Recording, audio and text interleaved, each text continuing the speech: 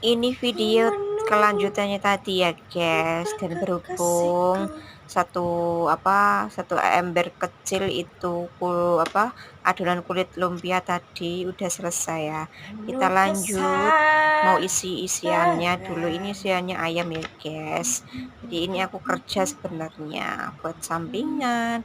Nah hasilnya kayak gini ya. Nanti kalau udah tuh dibalur. Ini aku tunjukin, aku udah dapat beberapa resol. Jadi kemarin ada yang tanya, kok kamu bisa sih bikin kulitnya? Ya soalnya udah ada resepnya ya guys. Nah ini lanjut kita isi selanjutnya ya guys, sambil video soalnya nggak ada kameramen, jadi kita video pakai HP di senderin di di toples. Sebenarnya ada guys, cak